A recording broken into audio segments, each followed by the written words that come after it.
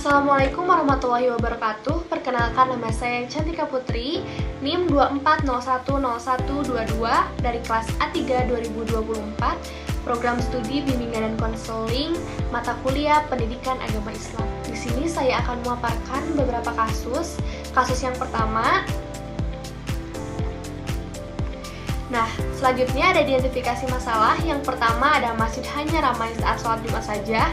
Yang kedua, kurangnya kegiatan kajian, pemuda dan layanan kesehatan. Yang ketiga, aktivitas pemuda tidak produktif. Selanjutnya ada program-program. Yang pertama, religius spiritual. Program ini tuh berfokus pada kegiatan yang mendukung penguatan spiritualitas peserta didik seperti kajian rutin, tadarus, dan qiyamul lail. Program yang selanjutnya ada sehat rohani dan jasmani. Program ini bertujuan untuk menjaga keseimbangan kesehatan fisik dan mental peserta didik serta masyarakat melalui kegiatan sebagai layanan kesehatan gratis dan senam islami. Selanjutnya ada program pendidikan atau pelatihan.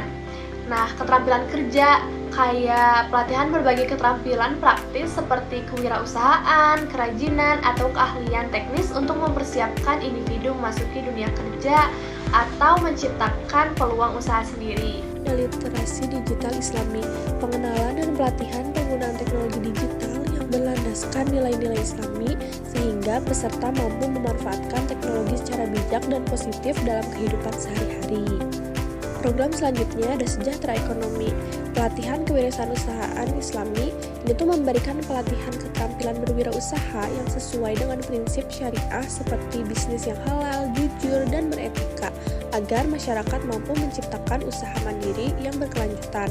Selanjutnya ada bazar murah, penyelenggaraan kegiatan bazar dengan menyediakan kebutuhan pokok dan produk khas dengan harga terjangkau sehingga membantu masyarakat dalam memenuhi kebutuhan ekonomi sehari-hari. Selanjutnya ada kesimpulan dan harapan. Kasus yang kedua, dilanjut dengan identifikasi masalahnya. Yang pertama, gaya mengajar yang terlalu keras. Yang kedua, siswa takut bertanya dan berdiskusi. Prinsip pendidik dalam Islam. Yang pertama ada mu'alim, pengajar ilmu, murabi pembentuk akhlak, muzakir motivator lembut, mursyid pembimbing kehidupan. Strategi yang pertama ada pendekatan emosional. Ini tuh bertujuan untuk membangun hubungan positif antara pendidik dan siswa dengan cara menyapa siswa, kayak memberi sapaan hangat. Yang kedua ada ice breaking. Strategi yang kedua, mode aktif dan menyenangkan, bertujuan untuk meningkatkan keterlibatan siswa dalam proses belajar melalui metode interaktif dan menarik, seperti diskusi kelompok dan metode bercerita hikmah. Strategi yang ketiga ada evaluasi dan refleksi. Ini tuh bertujuan untuk membantu siswa mengevaluasi diri dan memahami perkembangan belajar serta perilaku mereka melalui mengajak Ustadz Hasan untuk self-reflection yang mengundang seorang figur yang dihormati seperti Ustadz Hasan untuk membimbing sesi refleksi. Dalam sesi ini siswa diajak merenung tentang perbuatan, sikap, dan pencapaian mereka serta menyadari hal-hal yang perlu diperbaiki. Contoh kegiatannya ada role play akhlak mulia, dan yang kedua ada kajian interaktif. Langsung saja ke kesimpulan. Lanjut ke pembahasan berikutnya, ada konsep Islam, rahmatan lil alamin, ekonomi syariah, dan pernikahan. Apa sih rahmatan lil alamin? Islam rahmatan lil alamin adalah konsep ajaran Islam yang menegaskan bahwa Islam merupakan rahmat, kasih sayang, dan kebaikan yang meliputi seluruh alam semesta, yang berarti ajaran Islam membawa kasih sayang, keadilan, dan kebaikan bagi seluruh ciptaan Allah, termasuk manusia, hewan, dan lingkungan. Dampaknya, yang pertama ada kedamaian, mewujudkan perdamaian dalam kehidupan bermasyarakat dan antar umat beragama. Yang kedua, manfaat bagi manusia, membimbing manusia untuk hidup dengan akhlak mulia dan saling menghargai. Ketiga, ada manfaat bagi hewan dan lingkungan, mengajarkan untuk menjaga kelestarian lingkungan dan memperlakukan hewan dengan baik. Selanjutnya ada ekonomi syariah. Ekonomi syariah yaitu sistem ekonomi yang berlandaskan prinsip-prinsip Islam dengan tujuan menciptakan kesejahteraan dan keadilan bagi seluruh masyarakat. Prinsipnya keadilan menjaga keseimbangan hak dan kewajiban dalam transaksi ekonomi, Yang kedua, bebas riba, melarang bunga atau riba karena dianggap merugikan salah satu pihak.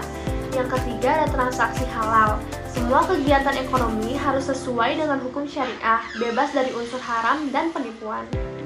Contohnya seperti jual beli Islami, transaksi yang dilakukan dengan jujur, transparan, dan tanpa unsur gharar atau penipuan. Selanjutnya ada pernikahan dalam Islam. Pernikahan dalam Islam yaitu ikatan suci antara laki-laki dan perempuan yang bertujuan untuk membangun kehidupan keluarga yang harmonis dan sesuai dengan ajaran syariah. Nah, yang bertujuan untuk membentuk keluarga yang sakinah, mawaddah, dan warohmah.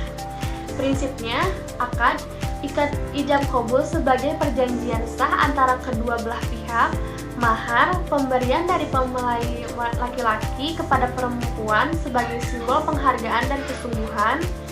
Yang terakhir ada tanggung jawab bersama, suami dan istri memiliki peran dan kewajiban untuk membantu, menghormati, dan mendukung dalam membangun keluarga yang kokoh. Selanjutnya ada kesimpulan. Nah, segitu aja pembahasan dari saya. Mohon maaf bila ada kesalahan. Wabillahi taufiq wal hidayah. Wassalamualaikum warahmatullahi wabarakatuh.